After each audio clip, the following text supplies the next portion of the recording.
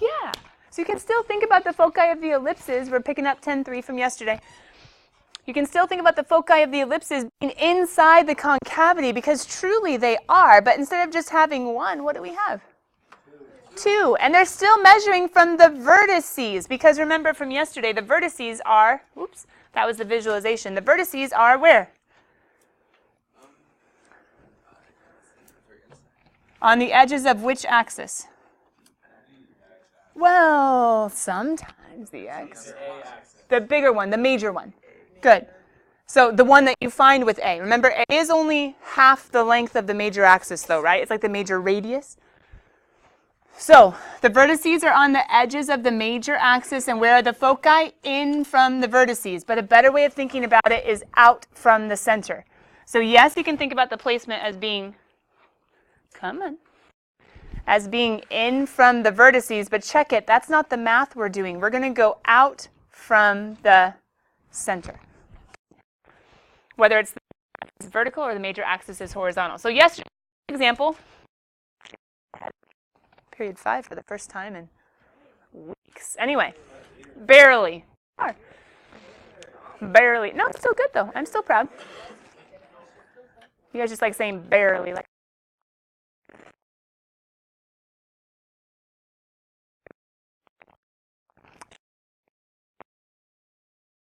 Pretty easy because we had the picture. The picture was clearly marked with where the vertices are, because only these outer ones are the vertices, only this one and that one. Where the center is, that's the inside.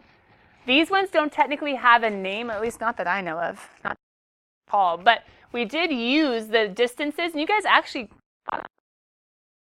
say like, hey, let's plug in 2 for A, because that's the horizontal half distance, or distance from the center out. Let's plug in 3/2 for B, because that's the distance underneath the Y as to how to get to the outer edges of the ellipse. You guys saw the center was 0, 0, so HK. Got it, got it. Then we just had to do a quick little multiplying by the reciprocal to simplify. Why was this one a little bit harder? Well, I mean, there was a square root, but there wasn't to begin with. Like, square root 5 wasn't even in this stuff. To begin with, all we knew was the foci and then the center. But then there was this extra clue that we ended up needing to go find that if we didn't have, we actually would have been lost. Like we couldn't have finished the problem at all. Because in order to find C, we needed A and B. In order to find A, we need C and B. In order to find B, we need C and A. We need 2 of these in order to solve. So we were able to see, wait, who's C again? Can I zoom in on the picture? And then the ellipse.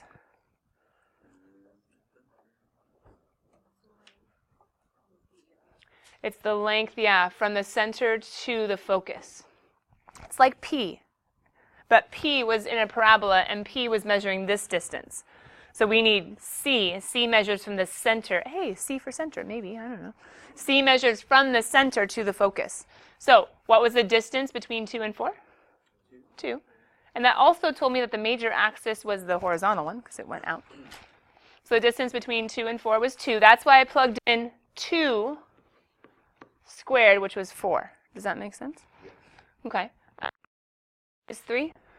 I mean, it's on my picture, right? But how did I figure that out? Oh, and if the major axis is 6, that means the beginning to end of the ellipse, the long way is 6. So then halfway must be 3. Good. So once I knew 3, then I was able to do 4 minus 9 is -5 divided by negative is +5 square rooted. Somebody asked me yesterday, why did you do the positive square root and negative square root? One way is we're really just thinking about A and B, like a radius in a circle. We're not thinking of radii in a circle as being positive or negative, right? Don't we just think of the radius in a circle as being like a length, which is just always positive? Kind of same thing here. A and B, always positive. But think of it also, if you plug in a negative, wouldn't it just be squared to be a positive anyway? It's not going to make a difference. But yeah, A and B are always going to be positive. Same with C. They're just lengths. Lengths that need to be positive lengths. So then we plugged in. The nice thing is technically we could have just stopped one step shy of this one. B squared is equal to 5. And we could have just plugged 5 into the B squared spot. We can also plug in root 5 and square it and end up with 5 anyway. We plugged in our vertex of 2, 1, x minus h, y minus k. Done. Maybe.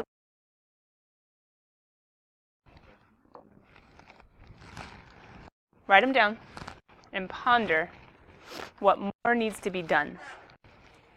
Write them down and ponder.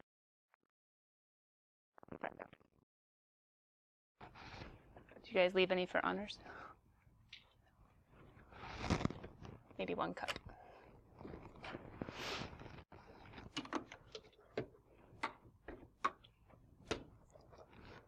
Wow.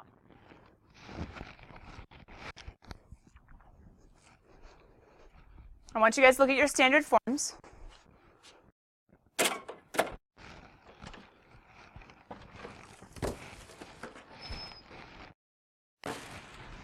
Think about what we want the ellipse equation to look like. Yellow box, right? Think about what we want the ellipse to look like, the equation of the ellipse to look like. And then think about, ooh, what did I just hear? I heard it, didn't I? Wishful thinking. Look at the standard form, look at the yellow box, the type of equation that we want to get. And then ask yourself, what are we going to need to do to get there?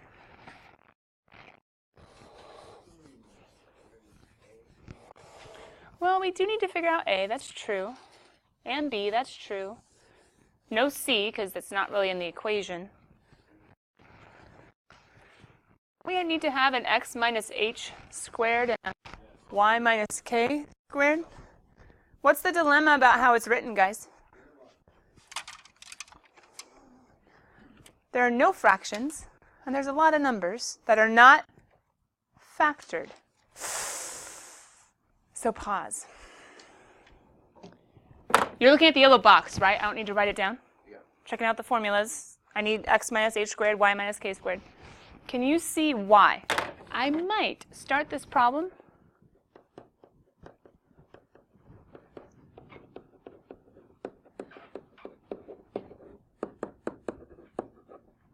like this. What am I doing? I'm moving the 37 totally away because I'm not really sure he's going to be helpful right now. I'm grouping, I heard that word, good. I'm grouping the x terms and the y terms. What do you think I'm going to do next? I am going to complete the square, but to start that, I need to not divide by, because if I divide by, I have to do it to everybody, and 9 doesn't go into everybody, and 4 doesn't go into everybody, but I can factor out from some of them. What can I factor out from the x's? Okay, hold on. If I factor out a 9, then what's still left on the inside?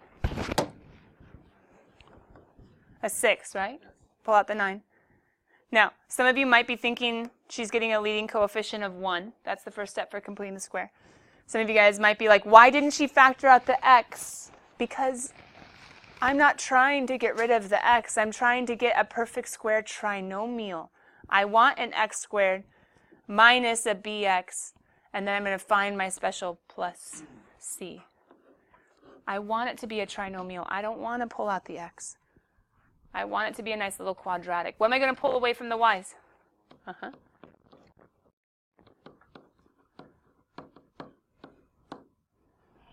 Equals.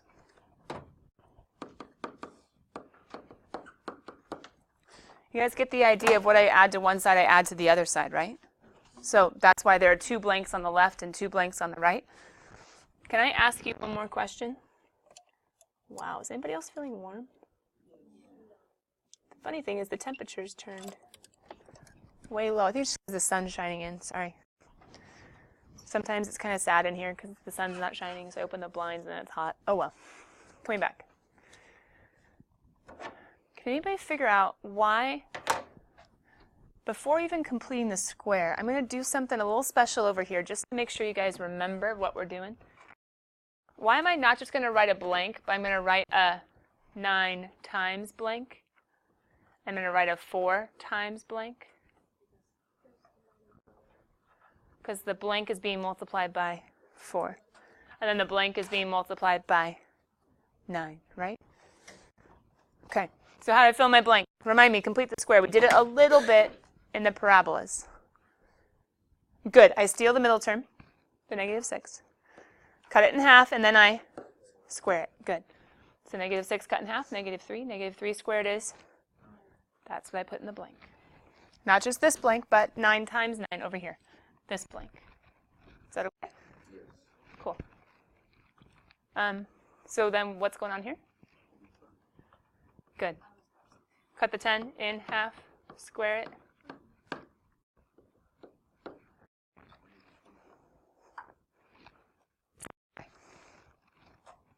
Try to make it look more like the form, because now it's in place to be in order to be able to factor and make it x minus h and y minus k.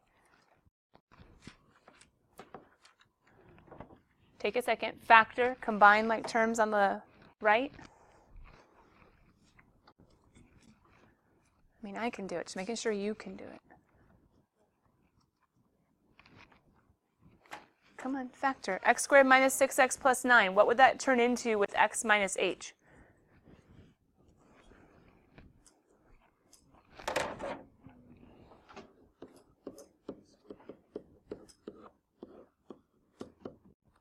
Just a hint, this one's going to be minus, this one's going to be plus, because we can always look at the middle term's sign.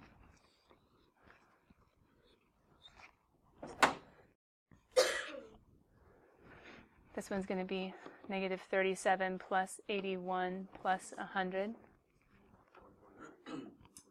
144, I think, right? Yes.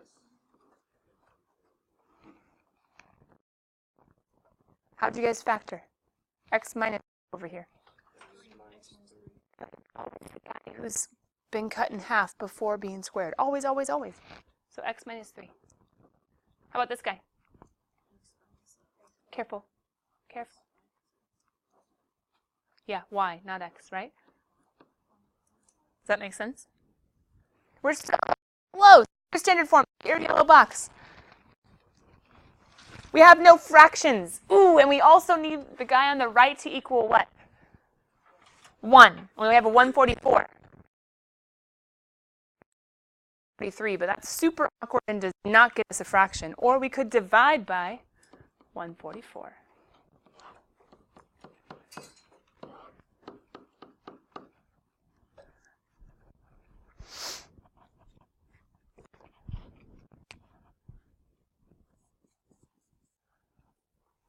I do in my head when I do mental math.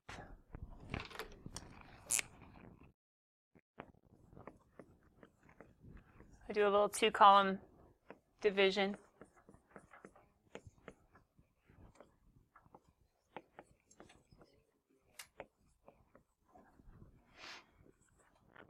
I do a little 2-column division, or just, I guess I should say long division. Just showing you why I'm about to do what I'm about to do. Because when you reduce,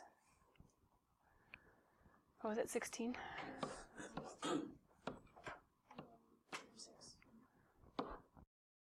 With x minus 3 squared all over 16 plus y plus 5 squared all over 36.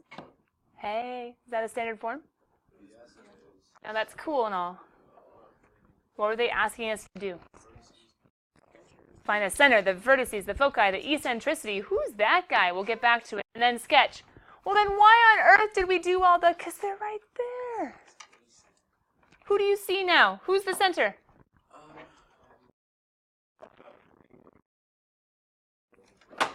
Oh, careful. X minus h. So 3, -5.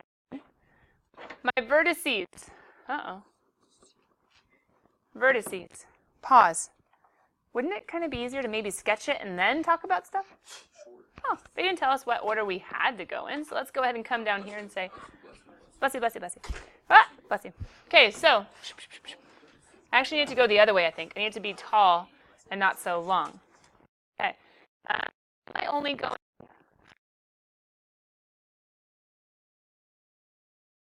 Yeah, square root that guy, right? To find b and to find a. So square root 4, square root 6. Why did I put 4 horizontally? What's that under? Good. And why did I go 6 vertically? Because that's the square root under the y. Good. So I'm just going to go 1, 2, 3, 4 back. 1, 2, 3, 4, 5, 6 down. Oh no, though. Where's my center? So here's the struggle. Is the center at 0, 0? All right. So let's reorient. We have to start somewhere else. We have to start at 3, negative 5. Okay. So if we're starting at 3, negative 5, there we go. 1, 2, 3, 1, 2, 3, 4, 5. Okay. So we have 3, negative 5. From 3, negative 5, now I go 4 to the right, to the left. Does that make sense? From 3, negative 5, now I go 4 to the right and 4 to the left. Does that make sense? But are those my vertices points? My vertex points? My points of my vertices? No, because the vertices aren't across the minor axis. Where are the vertices? The major. So I'm going to keep on going and get the 1, 2, 3, 4, 5, 6.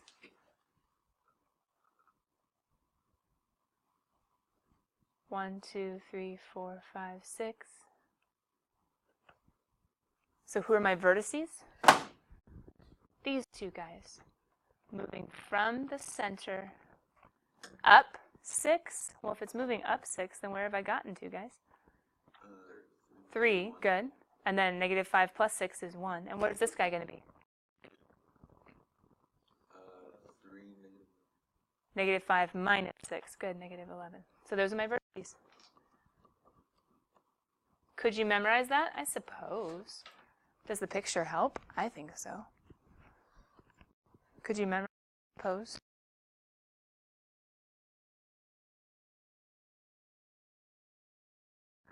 And we also have the sketch, right? We have that part of the problem.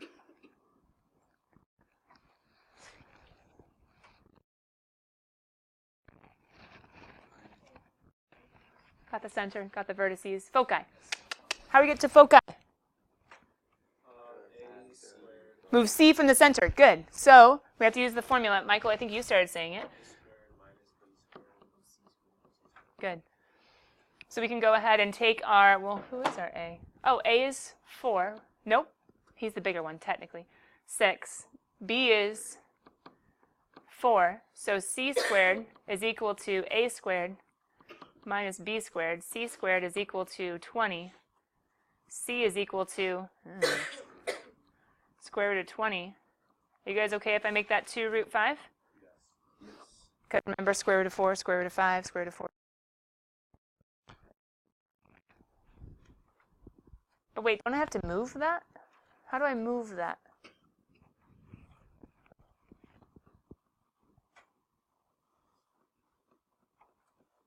What am I showing you? Where am I starting from? The center. Why do I have plus or minus next to the K? Because I need to be going up and down to the focus, right? So I'm going to go up C.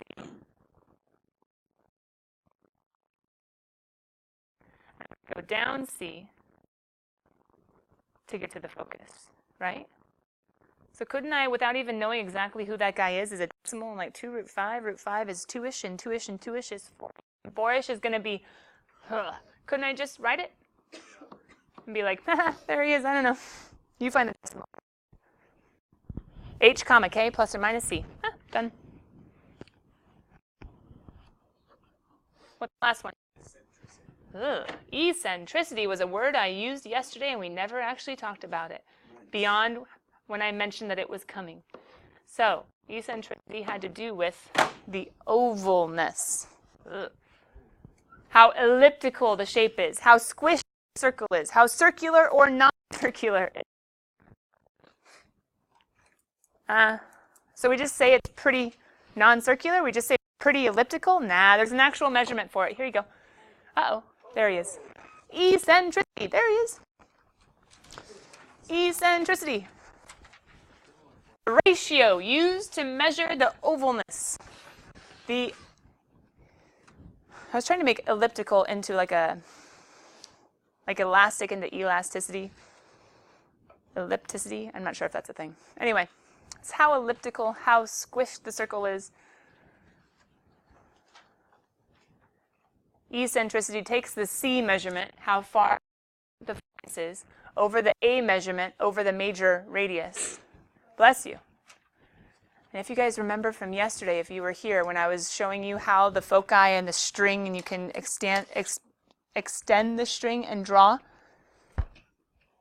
And if the foci aren't at the center, it's not going to be a perfect circle. It's not going to be a perfect radius, but it will be a set distance that measures around the ellipse.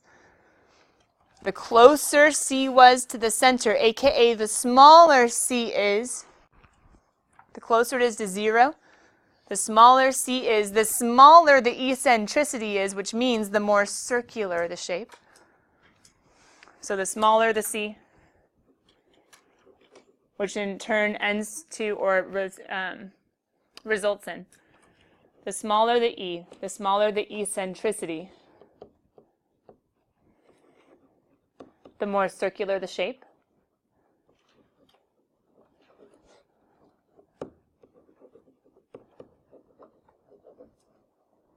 If I can spell ellipse. Ugh.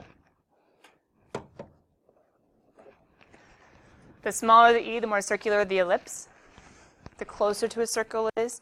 And then the farther apart the foci are, the larger the C. The larger the C, the larger the fraction, but the fraction can never go beyond 1. Because if C was equal to A, if it was A over A, so hence C equaled A, the focus would be at the edge. And if the focus was at the edge, guess what? The string would be fully extended. There would be no ellipse to draw. Straight line. So C can't go all the way to the edge. C can't go all the way to A, and it definitely can't go beyond A. So therefore, the biggest that E can be is 1, but the closer that you... Let's put it this way. The closer E is to 1, the more... Now here's where it gets a little awkward. The more elliptical. The ellipse, this is why they have this term, so that you don't have to talk about how an ellipse is elliptical. Isn't that circular reasoning, kind of? They have this term, the eccentricity is talking about how elliptical an ellipse is, circular an ellipse is. So the smaller the eccentricity, the more circular, and then the larger the eccentricity, closer to 1, like 0.75, 0.6, 0.99, 0.873. Those all would be pretty elliptical in their shape. 0.4, 0.3, especially like 0.2, 0.15, 0.204. Any of those on the latter end, you're going to get more and more circular as you get closer and closer to 0. And what if E was 0? That means that C would be 0. That means that you wouldn't have foci. That means you just have one extended radius like we saw yesterday. On top of each other, the eccentricity would be 0. So you could make a little note of that if you would like. If E equals 0, then you have a circle.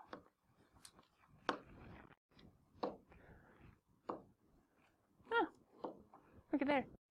Take a couple more seconds, get what you need. Which one? Oh yeah, the eccentricity, thanks. The formula now, right? Hey, pause. Formula, where's your highlighter?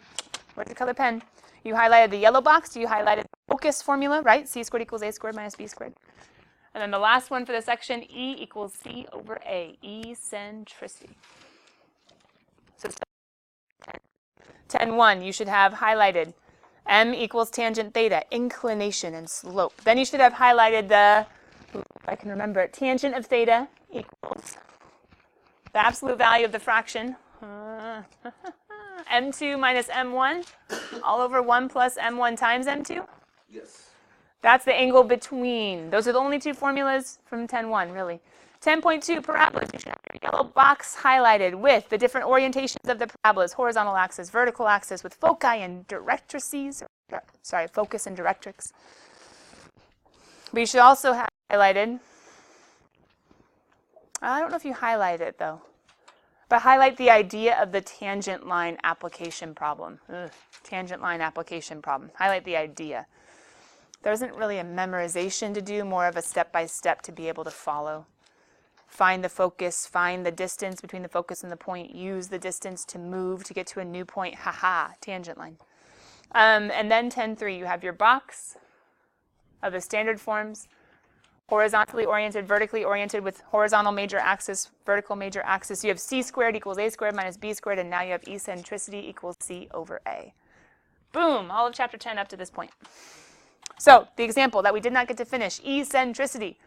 Oh, it's just a formula. E equals what? MC squared? Nope, not this time. E equals c over a, and who's c? 2 rad 5, and who's a?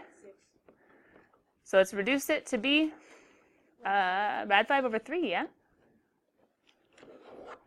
And real quick, just to figure out the eccentricity, the number and what it actually means, if we take rad 5 divided by 3, PS, rad 5 is 2-ish. This is definitely on the upper end, meaning above 0.5. 0.74535. This should look pretty elliptical. Aha, it does. Does not look very circular at all. Questions? Abby.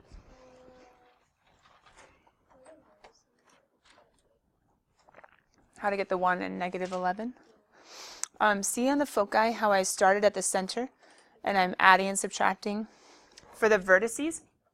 If I was to show an in-between step, let's see if I can do it. I think I can.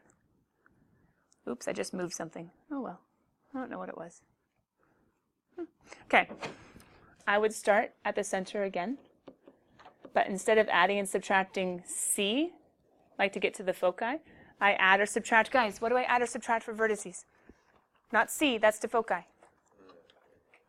A, because A is always the bigger, and I always move the major. And who is A? 6.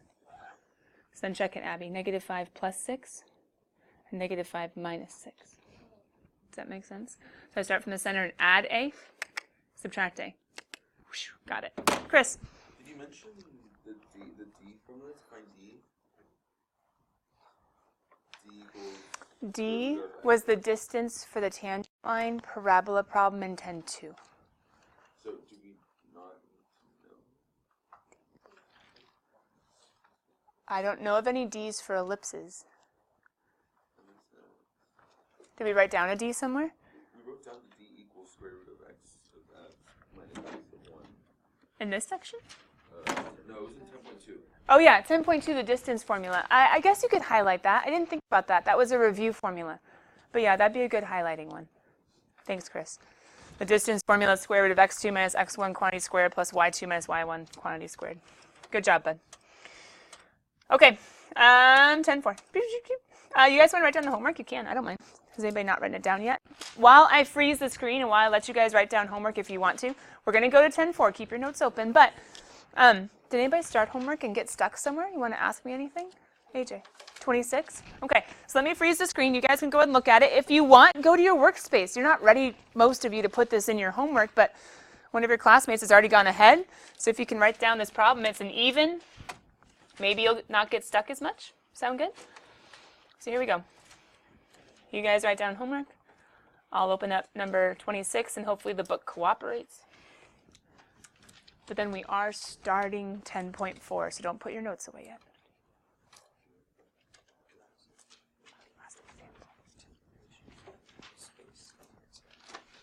Where we were doing the eccentricity, that part? Okay.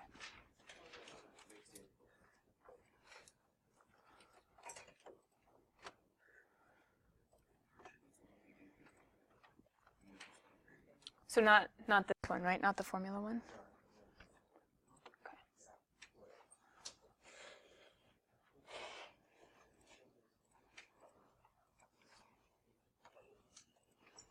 You want to see the bottom of it, right?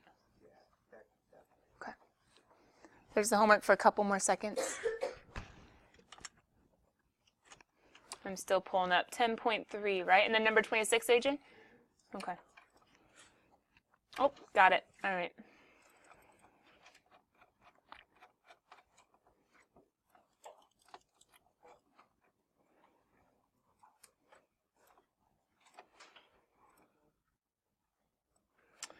What's our directions in this, kiddo? Is it get the standard form, or are we sketching? Okay. So guys, we were given clues and we're trying to find the standard form. Did you get it okay, Jake? Leo, you got it okay? Okay. Real quick. Mari's back. Chris is still gone. Is he sick? Yeah. Okay. He's been gone all week, huh? And then Christine's gone. Okay. All right.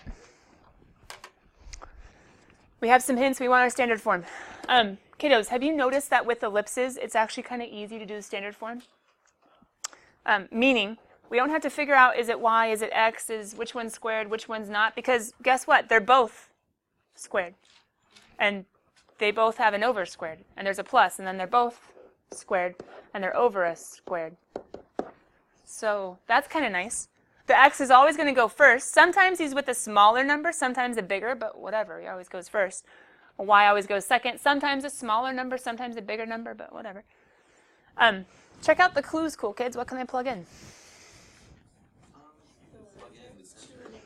Okay, good. Remember, this is my hk. So x minus h. And x minus k. Good. Plus 1.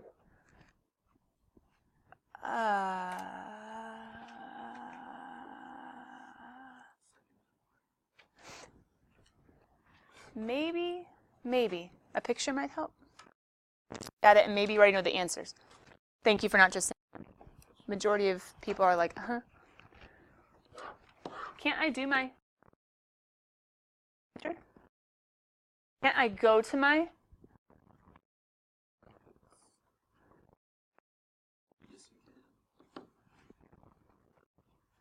Okay, so hold on. Wait, if this is the center and that's a vertex, which way is my ellipse oriented?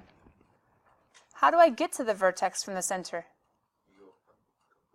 I know, but what, do I go up an A, a B, a C? What do I go up for a vertex? Think a vertex, this is going to be the outer edge. Why is it an A and not a B? Because both A and B go to the edge. C goes to like the random middle points, the foci, and then that's how the shape was drawn. It goes to like a random middle point. Why is it A and not B? A is the bigger, and the vertices are always on the edge of the. So, distance between -1 and 1/2. Isn't that 1 and 1/2? Or 1.5 or 3 halves or whatever you want to do? I make it 3 halves just for sake of, usually that's easier to plug in. So wait, is it going to go under, looks like a, is it going to go under the x or under the y? Sorry. Listen to me. Why is it going to go under the y? I totally agree. It affects the vertical measurements. Good, you went up, so you added to the y's, right? Yeah. So if I added to the, okay, I have A. What's this? Oh, so B is 2. No, that's bigger.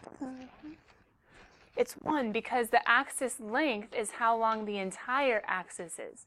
The entire axis is 2, which means the radius would be just 1. Does that make sense?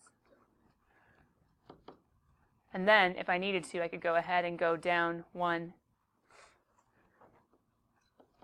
1/2. I could get my whole ellipse if I needed to, but I don't. All I need to do is plug in. So now my B is half of this, so B is 1. Now, this is great and all, but guys, we're not going to leave it like this. Does anybody know how they're going to change it? First of all, over 1. Well, but how are we going to change this guy? Good. 9. Careful. 9/4 is what's down here. What's going to actually end up happening up here?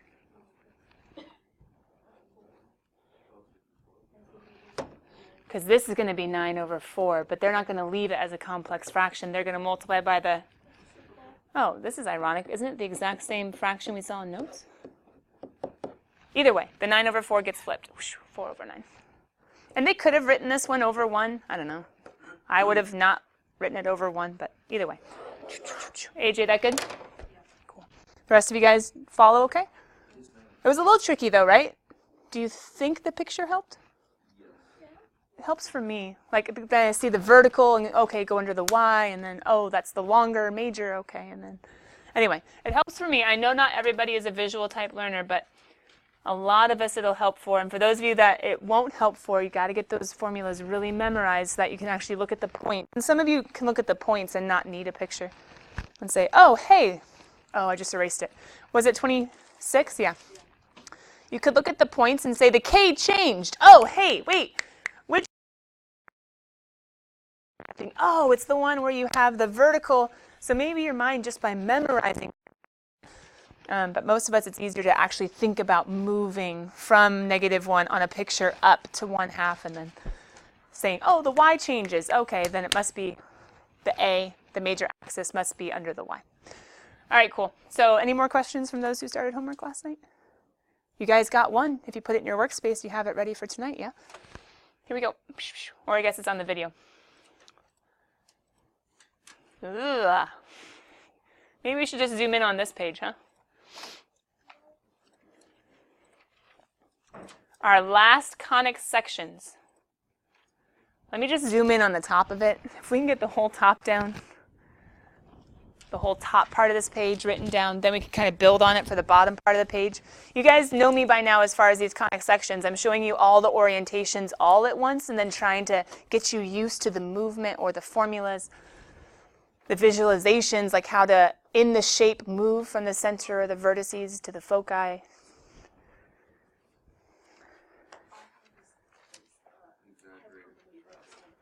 Oh, hyperbole. Exaggerated. Not really. I mean, it's like a parabola, because if you guys, my artistic ones that drew the shapes with the double-naped cone and the slices, a parabola slices like through an edge, a top to an edge or a bottom to an edge. A hyperbola slices the same way, but it actually goes in a way that it slices both the top and bottom cone. But so I guess they're similar.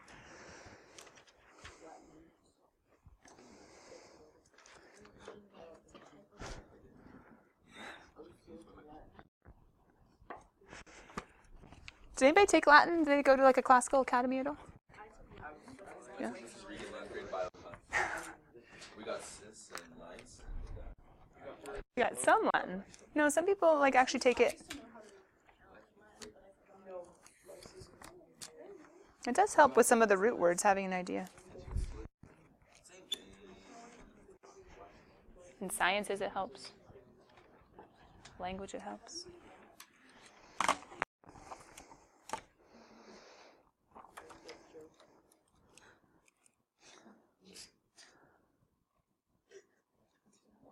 Well, you guys lost me somewhere.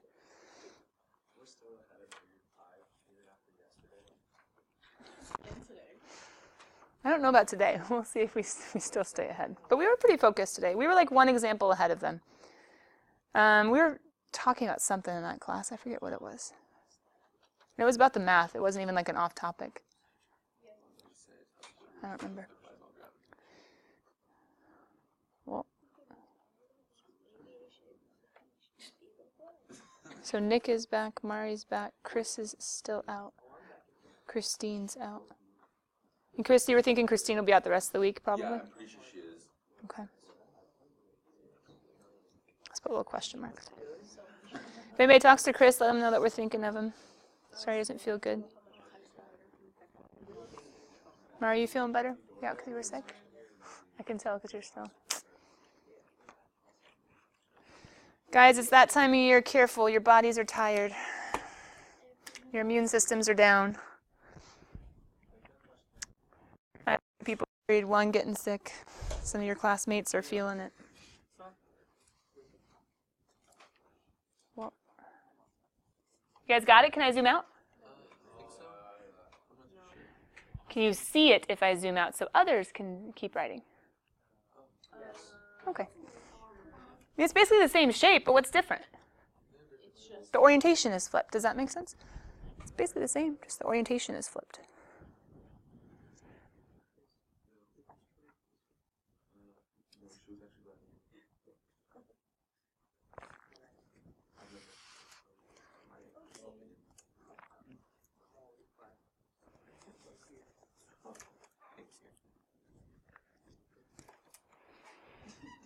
A lot of the words are the same, right, guys? Foci, vertices, center.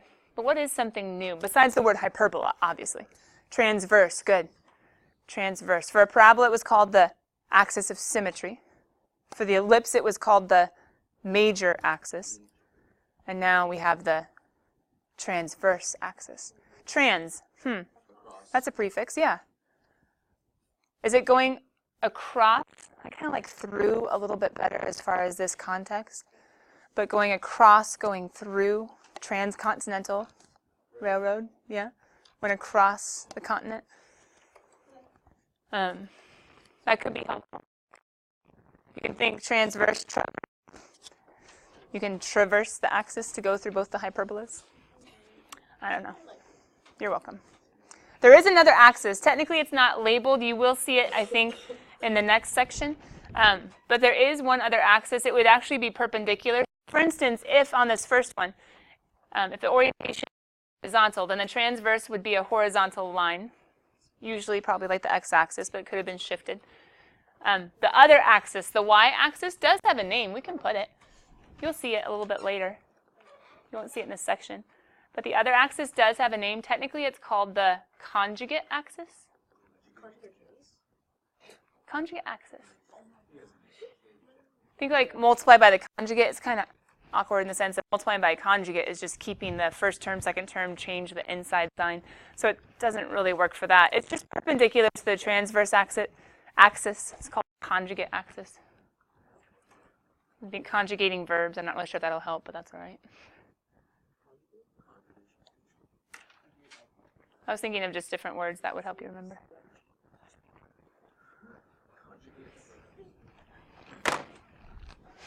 Not bad, huh?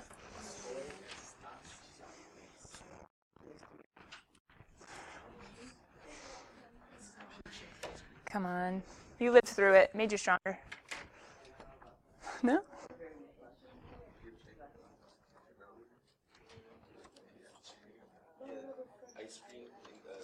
Ice cream?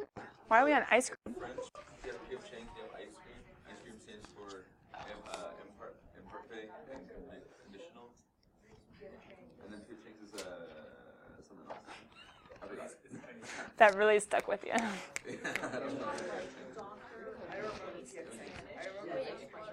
It was fun the other day. I got an email from Scotty Uikawa. You guys remember Scotty? Scott Uikawa. He's on ASB, played soccer, I don't know, went on mission trips. Anyway, he emailed me. He's like, right now I'm sitting in some sort of bioengineering. He's like year 3, some crazy class having to do with engineering. And he was like, something came up about a quadratic. And he was like, I'm just here singing x equals negative b plus or minus square. He's like, hey, it stuck with me. He's like, good job, Misty. I was like, thanks. But anyway, I taught him in 8th grade algebra 1. I think I had him in PE in 7th grade. That was that class I had a lot. 7th grade PE, 8th grade algebra 1. I had him in Precalc and then Calc. Saying this a lot, but he took AB as a senior. He was back like LAB. Jumped, and so then people get into Precalc as a sophomore and feel dead. And that's okay. But we're trying to make it so that feeling isn't perpetuated. But anyway, cool kids. Do we have some yellow boxes and some examples to figure out tomorrow for hyperbolas? Yes, but what is your job tonight? Where's Russian accent? Finish this homework. Section 10.3, ellipses. Use the yellow box, have your notes, have your workspace if you did that problem. Bust it out for tomorrow, come with questions, and we'll get into hyperbolas. Sound good? Yes, ma'am. Ready, set, and just kidding, 35 seconds, hang out, and then go.